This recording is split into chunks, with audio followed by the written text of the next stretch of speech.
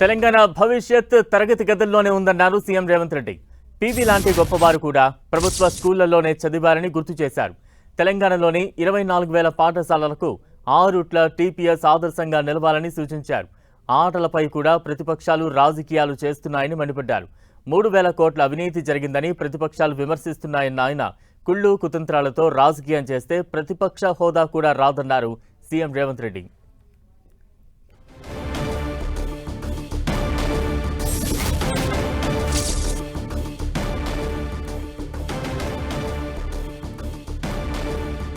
తెలంగాణ భవిష్యత్తు తరగతి గదుల్లోనే ఉందన్నారు సీఎం రేవంత్ రెడ్డి. పీవీ లాంటి గొప్పవారు కూడా ప్రభుత్వ స్కూళ్లలోనే చదివారని గుర్తు చేశారు. తెలంగాణలోని 24,000 పాఠశాలలకు 6 టీపీఎస్ ఆదర్శంగా నిలవాలని సూచించారు. ఆటలపై కూడా ప్రతిపక్షాలు రాజకీయాలు చేస్తున్నాయని మండిపడ్డారు రేవంత్. 3,000 కోట్ల అవినీతి జరిగిందని ప్రతిపక్షాలు విమర్శిస్తున్నాయన్న ఆయన కుళ్ళు కుతంత్రాలతో రాజకీయం చేస్తే ప్రతిపక్ష హోదా కూడా రాదన్నారు సీఎం రేవంత్ రెడ్డి.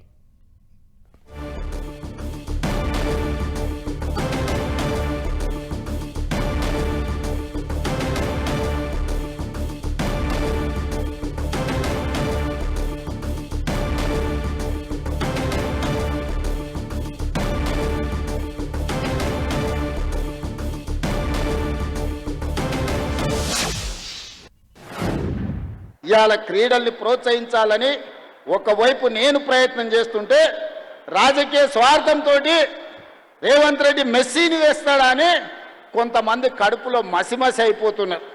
వాళ్ళు ఎంత కుళ్ళుకుంటే మనకంత మంచిది. ఆ కుళ్ళుతోనే ఇట్లాంటి కుతంత్రాలతోనే కృషించిపోయి ప్రతిపక్ష హోదా కూడా రాకుండా వాళ్ళు కొట్టుకపోతారని నేను సంపూర్ణంగా విశ్వసిస్తున్నా.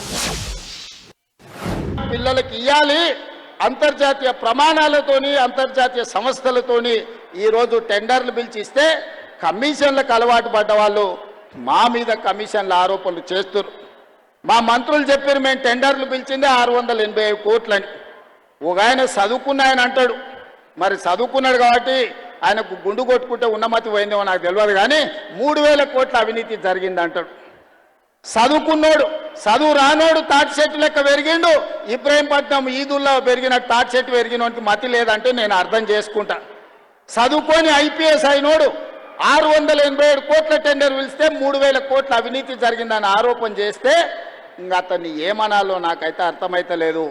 జాలిపడి వదిలేయడం తప్ప నేను విమర్శ చేయదలుచుకోలే. క్రీడల్ని ప్రోత్సహించాలి. 140 కోట్ల మంది జనాభా ఉన్న మనం ఒలింపిక్స్ క్రీడల్లో ఒక్క గోల్డ్ మెడల్ కూడా తేలేకపోతున్నాం. నేను సౌత్ కొరియా స్పోర్ట్స్ యూనివర్సిటీ ఆ దేశానికి వెళ్తే ఒక స్పోర్ట్స్ యూనివర్సిటీకి వెళ్ళి నా చూద్దాం ఎట్లుందో అని. ఆ క్యాంపస్ 30 ఎకరాలలో ఉంది.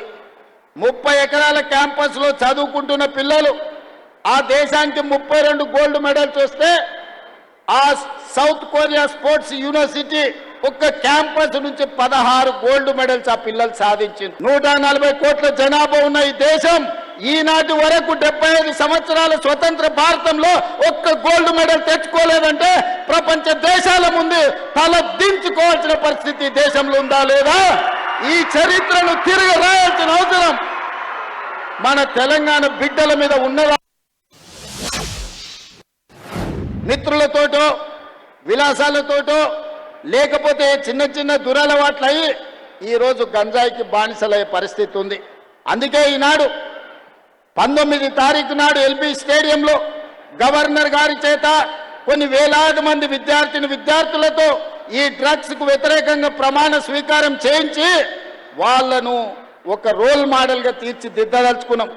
అందుకే ఈ పాఠశాల విద్యార్థులకు నా సూచన, ఎక్కడైనా గంజాయి తాగినట్టు కానీ గంజాయిని చూసినట్టుంటే తక్షణమే పోలీసు వాళ్ళకి చెప్పండి.